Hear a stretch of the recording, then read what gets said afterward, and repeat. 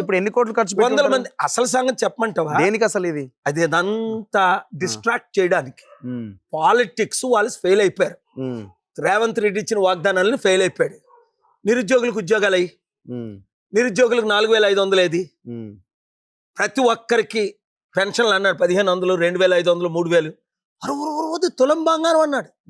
1,00,000 రూపాయలు మీరు వెళ్ళి అప్పులు తీసుకుంటారా 2 లక్షలు ఇస్తానన్నాడు. దేన్ని బట్టి? డాక్టర్ కేఎఫ్ వాళ్ళు నాకున్నాడు, డబ్బులు తీసుకొస్తాం.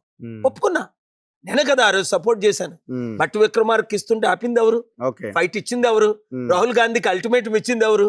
నువ్వు రేవంత్ రెడ్డిని అడుగు, ఎప్పుడైనా నువ్వు కలిస్తే. రేవంత్ రెడ్డి ముఖ్యమంత్రి కావడానికి మీరే కారణమా? Revanth Reddy 1 of the 3. ఉత్తమ్ కుమార్ రెడ్డికా, బట్టికా, రేవంత్ రెడ్డికా ఫైట్ ఇచ్చిన వాళ్ళు 6-7 ఉన్నారు. కోమటిరెడ్డి బ్రదర్స్ ఉన్నారు, చాలా మంది ఉన్నారు, 7-8 మంది. కానీ ముగ్గురులో ఫైనల్ లిస్ట్ లో ఉన్నాడు ఆయన. రేవంత్ రెడ్డి చాలా కష్టపడ్డాడు, మంచికి మంచి కాంగ్రెస్ పార్టీ భూస్థాపితమైంది, బయటకు తీసుకొచ్చాడు. ఇవన్నీ సత్యాలు, క్రెడిట్ ఇచ్చి తీరాలి. కానీ ఇప్పుడు ఈ 2 సంవత్సరాల్లో 3 లక్షల కోట్లు అప్పు అయిపోయింది రేవంత్ రెడ్డి వచ్చి. అసలు నిరుద్యోగులు అయితే బయటకు రాని మన ఓయిలో కొట్టబోయారు, కొట్టకూడదు. కానీ ఎందుకు? ఆడి జాబులో 4500 తినడానికి తినలేదు నిరుద్యోగులకి, వీళ్ళేమో లక్షల కోట్లు సంపాదించుకుంటున్నారు.